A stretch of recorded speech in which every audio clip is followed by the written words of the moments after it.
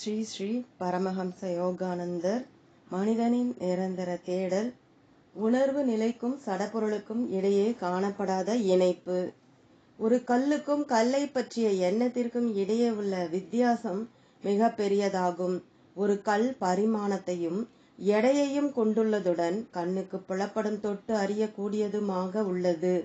கல்லை பற்றிய எண்ணமானது கண்ணுக்கு புலப்படாமலும் தொட்டெறிய முடியாமலும் எடையோ அல்லது பரிமாணமோ இல்லாமலும் உள்ளது. இதே மாதிரியாக ஹென்றி ஜோன்ஸை உதாரணமாக எடுத்துக்கொள்வோமானால் அவருடைய பூத்த உடல் எடை, வடிவம், பரிமாணம் மற்றும் கண்ணுக்கு புலப்படும் தன்மை ஆகியவற்றை வெளிப்படுத்துகிறது.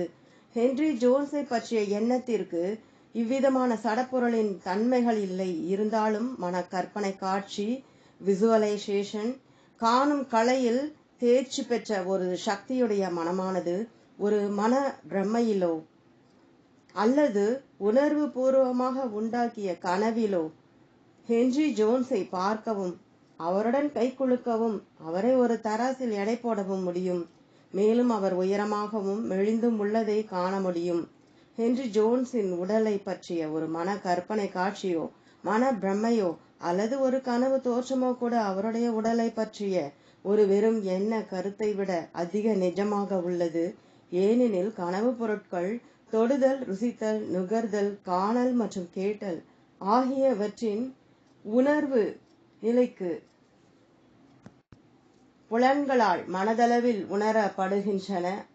அப்படியாயின் ஹென்றி ஜோன்ஸை பற்றிய ஓர் எண்ணத்திற்கும், அதாவது அவரது உடலை பற்றிய ஒரு மன கற்பனை காட்சிக்கும், மன பிரம்மை அல்லது கனவு காட்சிக்கும் மற்றும் அவருடைய உயிருள்ள ஸ்தூல உடலுக்கும் இடையே உள்ள வித்தியாசம்தான் என்ன? மாய தோற்றத்திற்கும் மாயைக்கும் உள்ள வேறுபாடு. ஹென்றி ஜோன்ஸின் பூத்த உடல் வடிவம் அனைவருக்கும் தென்படுவதால் அது உண்மையானதென்றும், அவரை பற்றிய கனவு கருத்து வடிவம் ஒரே ஒருவருக்கு மட்டும் தென்படுவதால் அது பொய்யானதென்றும் ஒருவர் கருதக்கூடும். இருப்பினும் ஹென்றி ஜோன்ஸின் பூத்த உடலில் நிஜத்தன்மையும் மற்றும் எல்லா மனிதர்களுடைய பூத்த உடலின் நிஜத்தன்மையும் ஒரு மாயையாக இருக்க சாத்தியமில்லையா? எல்லா மனிதர்களுக்கும் பொதுவான மனப்பிள்ளை ஏதோ அல்லது ஏமாற்ற காட்சியாகிய மாயையை பற்றிய மற்றும் ஒரு தனி மனிதனால் அனுபவிக்க நேரும் மனப்பிழை அல்லது மாய தோற்றமாகிய அவித்யை பற்றியுமான வேதாந்த கருத்து இந்தியாவிலிருந்து எழுந்துள்ளது. மற்றொரு வகையில் அனைவராலும் ஒரே மாதிரியாக புரிந்து கொள்ளப்பட முடியாத குறிப்பிட்ட சில உண்மைகளை ஒரு தனி மனிதர் புரிந்து கொள்ளக்கூடும். இவ்வாறாக இறைவன் மற்றும் மனிதனின் இயல்பை பற்றிய உண்மையை அனுபவித்துள்ள தெய்வீக ஞானம் பெற்றவர்கள் பிரபஞ்ச மாயைக்கு இன்னமும் அடிமைப்பட்டுள்ளவர்களால் சில சமயங்களில் மாய தோற்றங்கள் மற்றும் மன பிரம்மைகள் உடையவர்கள் என தவறாக குற்றம் சாட்டப்படுகின்றனர். மாயையில் சிக்குண்டவர்கள் அதிலிருந்து விடுபட்டவரின் சாட்சியத்தை நிந்திப்பது சரியல்ல. தன் சொந்த அனுபூதியின் வாயிலாக பிரபஞ்ச மாயையை கடந்துவிட்ட ஒருவர் மட்டுமே உண்மையை சரியாக ஆராய்ந்து தீர்ப்பளிக்க முடியும். ஒரு சராசரி மனிதன் ஐம்புலன்களால் உணரப்படும் ஸ்தூல உடல் உண்மையானது என்று எண்ணுவதுடன் உடலை பற்றிய மன ரீதியான கற்பனையான அல்லது கனவு கருத்தை பொய்யானதென கருதுகிறான். தொலைக்காட்சி மூலமாக ஹென்றி ஜோன்ஸின் வடிவத்தின் படம் டெட்ராய்டிலிருந்து லாஸ் ஏஞ்சல்ஸ் டைம்ஸ் நாளிதழின் தலைமை பீடத்திற்கு அனுப்பப்படுகிறது என வைத்துக் கொள்வோம். லாஸ் ஏஞ்சல்ஸில் உள்ள பார்வையாளர்கள் உண்மையான ஹென்றி ஜோன்ஸை காண்கின்றனரா? சாதாரண மனிதன் ஆம் என கூறுவான். பிரபஞ்ச மாயனின் மகா மாய தோற்றம். ஒரு பரதத்துவ ஞானி மாயையினுள் உள்ள மாயையை மாய தோற்றமாக காண்கிறார். அவர் ஹென்றி ஜோன்ஸின் ஸ்தூல உடலை ஒரு மாய வடிவமாக, ஒரு நகரத்தின் காலை நீர் போன்று ஒன்றுமில்லாததாக அல்லாமல், ஆனால் அது எப்படி காட்சியளிக்கிறதோ அதுபோல் அல்லாமல் ஏதோ ஒன்றாக காண்கிறார். மெய்ஞானி ஒருவர் ஸ்தூல உடலானது எல்லோராலும் அனுபவிக்கப்படுகின்ற ஒரு மாயை இல்லை என எது நம்மை நிச்சயமாக கருத வைக்கிறது என்று கேட்கலாம். எல்லா மனிதர்களும் ஹென்றி ஜோன்ஸின் உடலை பற்றியும் மற்ற சடப்பொருள் வடிவங்களை பற்றியும் வெறுமனே கனவு கண்டு கொண்டிருக்கவில்லை என நாம் திட்டவட்டமாக கூற முடியுமா? மனிதன் இறைவனால் உண்மையிலேயே பிரபஞ்ச கனவிற்குள் கனவு காணும் சூழ்நிலைக்கு உள்ளாக்கப்பட்டு இருக்கிறான் என்றால் பிறகு ஹென்றி ஜோன்ஸின் உடலை பற்றிய இருப்பை நாம் எல்லோரும் கனவு கண்டு கொண்டிருக்கலாம். அந்த நிலையில் ஹென்றி ஜோன்ஸின் உடல் உண்மையிலேயே இருக்கிறதா இல்லையா என்பதை நாம் பிரிந்துணர முடியாது. பெயர் பெற்ற மந்திரவாதியான தர்ஸ்டன் குறிப்பிட்ட சில முப்பரிமாண ஒளி மற்றும் ஒளி விளைவுகளின் மூலம் ஹென்றி ஜோன்ஸின் ஸ்தூல வடிவம் காற்றில் மிதப்பதாகவும் பேசுவதாகவும் அவரது சபையோருக்கு காட்டி அதை திடீரென மாயமாக்கி விடவும் கூடும். இதே போன்று மகா பிரபஞ்ச மந்திரவாதி கேட்பதற்கு நிஜமாக உள்ள, காண்பதற்கு நிஜமாக உள்ள, தொடுவதற்கு நிஜமாக உள்ள ஹென்றி ஜோன்ஸின் உடல் மற்றும் அனைவருடைய உடல்கள் மற்றும் படைப்பில் உள்ள மற்ற அனைத்தினுடைய சிறப்பு படங்களையும் நமக்கு காண்பித்துக் கொண்டிருக்க கூடும் என்பது சாத்தியமில்லையா என்ன? அப்படியானால் இந்த முப்பரிமாண ஒளி மற்றும் ஒளியாலான சிறப்பான நாடகத்தின் தாக்கத்தில் உள்ள எவரும் ஹென்றி ஜோன்ஸின் வடிவத்தை தமது வீட்டு திரைப்படங்கள், அதாவது சொந்தமான திரைப்படங்கள் மூலமாக உருவாக்கக்கூடும் என நீங்கள் கூறலாம். இந்த விஷயத்தில் இறைவனால் படைக்கப்பட்ட பிரபஞ்ச மாயையின் தாக்கத்தின் கீழ் உள்ள மனிதர்கள் அந்த மனிதர் மாயையினால் துன்புறுகிறார் என நினைக்கக்கூடும். அவர்கள் பிரபஞ்ச மாயைக்கு தாங்களே இரையாகி இருந்தாலும் கூட அதன் காரணமாகவே அவர்கள் பர தத்துவ ரீதியாக உண்மை அல்லாத, ஆனால் லோகாயத ரீதியாக உண்மையாக உள்ள ஹென்றி ஜோன்ஸின் உடலை காண்கின்றனர். எனவே படைப்புள்ள அனைத்தும் மனித உணர்வு நிலையில் கனவு படங்களை கொண்டிருந்தால் பிறகு எல்லாமே மாயைதான். மேலும் இந்த பிரபஞ்ச கனவு உலகில் ஹென்றி ஜோன்ஸின் ஸ்தூல உடலின் உண்மை தன்மையை அடிப்படையாக கொண்ட ஒரு மனிதனின் மன காட்சியோ அல்லது மன பிரம்மையோ மாயையினுள் உள்ள மாயை அல்லது மாய தோற்றமாகும். பிரபஞ்ச கனவின் தாக்கத்திலிருந்து விழிப்புறும் அறிவாளி ஹென்றி ஜோன்ஸின் ஸ்தூல உடலும் அனைத்து சடப்பொருளும் பிரபஞ்ச மாய கனவென்றும், சடப்பொருள் அல்லது ஹென்றி ஜோன்ஸை பற்றிய மனக்கருத்து இறைவனின் பிரபஞ்ச கனவிற்குள் ஒரு மாய கனவெனவும் காண்கிறான்.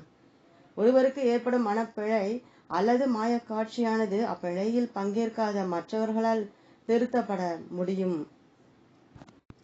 ஆனால் அனைவராலும் பகிர்ந்து கொள்ளப்படும் ஒரு பிழை ஆத்ம ஞானத்தை பெற்றவர்களை தவிர ஏனையோரால் திருத்தப்பட முடியாது.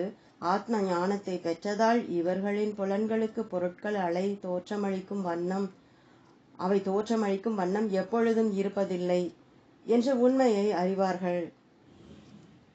உணர்வு நிலை எப்படி சடப்பொருளானது? உணர்வு நிலை மற்றும் சடப்பொருள் மனம் மற்றும் உடல் ஆகியவற்றிற்கு இடையே உள்ள ஒரே வித்தியாசம் அவற்றின் அதிர்வின் வேகமாகும். சக்தியின் அசைவே அதிர்வாகும். இந்த அசைவு பிரபஞ்ச பேரறிவாற்றலிலிருந்து எங்ஙனம் உற்பத்தி ஆகிறது. ஆகாயத்திலுள்ள அனைத்து அதிர்வுகளும் பேரறிவாற்றலால் வழி நடத்தப்படுகின்ற பிரபஞ்ச சக்தியின் வெளிப்பாடுகளாகும். வெளிப்படுத்தப்படாத முழு முதல் என்ற வகையில் பரம்பொருள் அதிர்வோ அல்லது அசைவோ இல்லாதது. படைப்பவனாக வெளிப்பட்டுள்ள பரம்பொருள்தான் தந்தையான இறைவன். படைப்பவன் தனது அசைவற்றிருக்க பரம்பொருளை எண்ணங்களின் இயக்கத்தினால் முதலில் தூண்டினான். இவ்வாறு தந்தையாகிய இறைவனுடைய படைப்பின் முதல் வெளி நீட்டிப்பு பிரபஞ்ச அறிவாற்றலில் உள்ள அசைவு அல்லது எண்ணத்தின் அதிர்வாகும். இந்த அசைவு வெளிப்புறமாக மாற்றமடைந்து பிரபஞ்ச ஒளியாகவும் வெளிப்படும் வரை மனித சரீரத்தில் கண்ணுக்கு புலப்படும் ஞான கண்ணாகவும் காதால் கேட்கப்படும் ஓம் என்னும் பிரபஞ்ச ஒளியாகவும் பதிவாக்கப்பட்டுள்ளது. அது வலிமையாகவும் ஸ்தூலமாகவும் ஆகியது. விழிப்புணர்வுள்ள பிரபஞ்ச சக்தியின் அதிர்வானது அது தெய்வீக பாதி அறிவால் உள்ள உள்ளுணர்வால் வழிகாட்டப்படும் மின்னியல் சக்தியாகவும் இறுதியில் வாயு, திரவ மற்றும் திட சக்தியின் இன்னும் அதிக ஸ்தூல வடிவங்களாகவும் வெளிப்பட தொடங்கும் வரை மேன்மேலும் அதிக ஸ்தூலமாக மாறியது. இதே போல நுண்ணிய பிரபஞ்ச வடிவம் அல்லது மனித உடல் காரண சரீரம் என்னும் அதிர்வுறும் எண்ண வடிவாக முதலில் தோன்றியது. இது திரும்பவும் மனிதனின் சூட்சும அல்லது சக்தி உடலை உண்டாக்கும் அதிஸ்தூல அதிர்வுகளை உற்பத்தி செய்தது. இந்த ஸ்தூல அதிர்வுகள் மனிதனின் திட ஸ்தூல வடிவை கட்டமைக்கும் இன்னும் அதிஸ்தூல அதிர்வுகளை உற்பத்தி செய்பவையாகும். ஒரு மனிதனின் முப்பரிமாண ஒளியாலான படத்தை திரையில் தோற்றுவிக்க எவ்வாறு மனிதன் மின் சக்தியினால் வெளியே அனுப்பப்பட்ட ஒளி நிழல்கள் மற்றும் ஒளிகளை படைத்துகிறானோ அதுபோல பிரபஞ்ச இயக்குனர் மனிதன் உணர்வு நிலையில் ஒரு திட ஸ்தூல உடலின் படத்தை ஏற்படுத்துவதற்காக பிரபஞ்ச ஒளி மற்றும் சக்தியினுடைய பல வகைப்பட்ட எண்ணத்தால் உறைவிக்கப்பட்ட அதிர்வுகளை இணைக்கிறான். இறைவனின் பூரணமான எண்ண படங்களை தவறான எண்ணங்கள் தடை செய்கின்றன.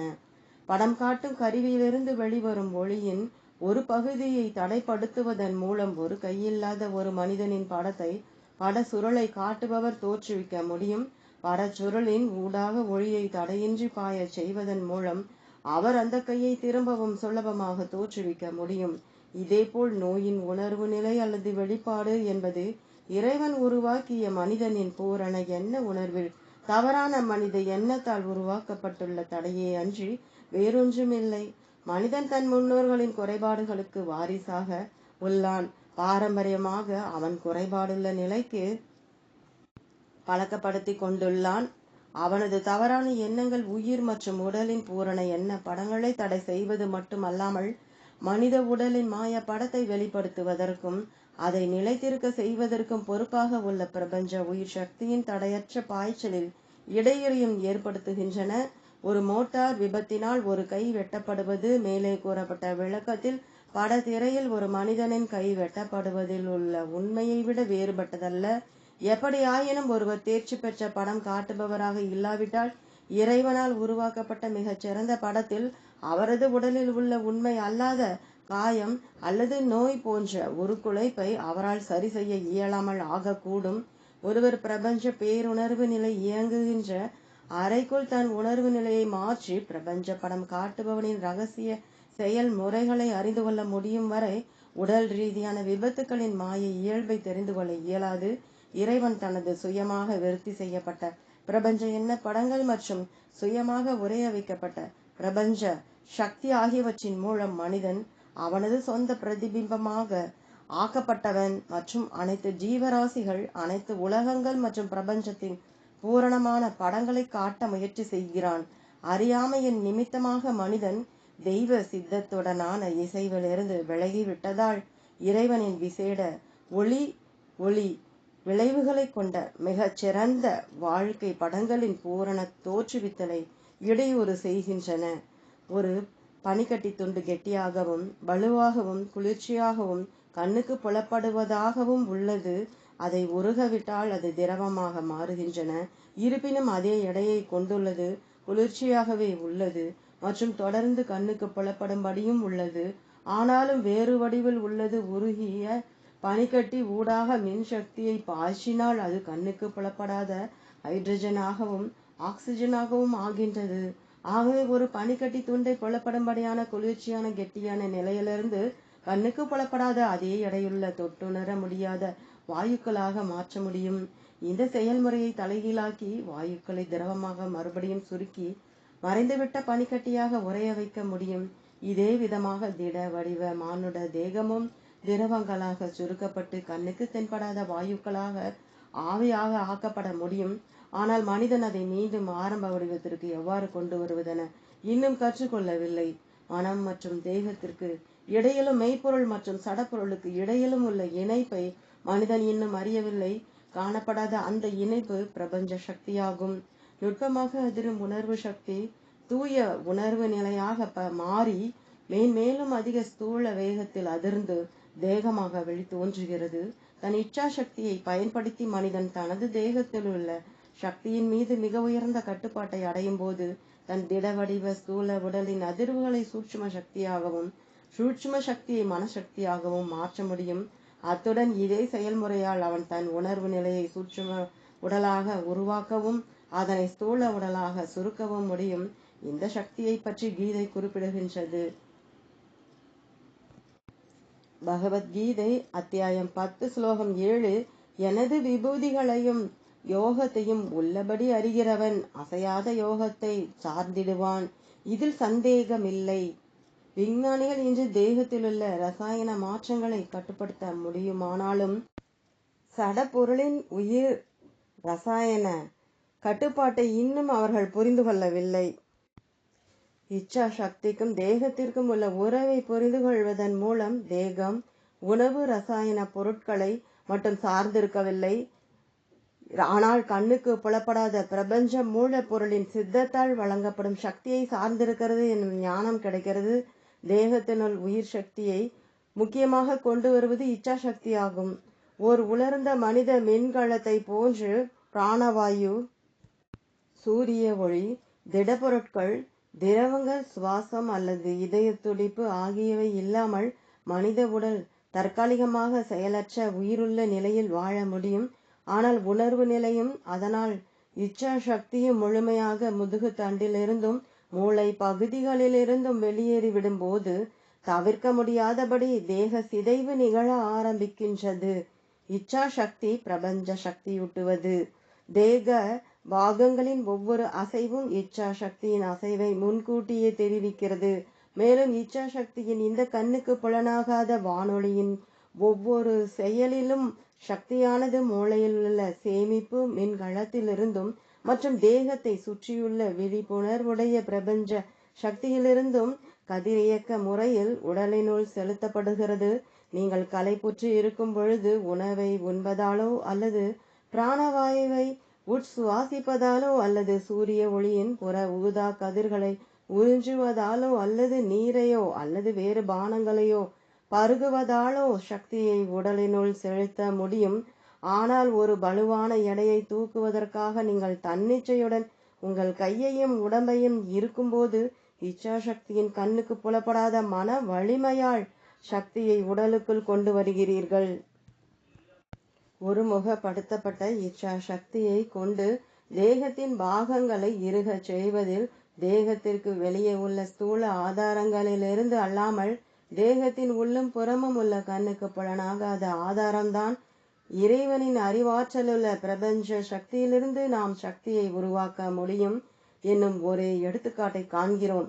உணர்வு நிலை மற்றும் சடப்பொருளுக்கு இடையேயும் தேகம் மற்றும் மெய்ப்பொருளுக்கும் இடையேயும் உள்ள காணப்படாத இணைப்பான பிரபஞ்ச சக்தியின் மீது ஆதிக்கம் கொள்வதென்பது ஆன்மாவின் படைப்பிலுள்ள எல்லாவற்றின் உண்மை இயல்பையும் படைப்பவனுடன் அனைத்திற்கும் உள்ள ஒன்றாகிய தன்மையையும் அறிந்து உணர்வதாகும். ஓம் தொடரும்.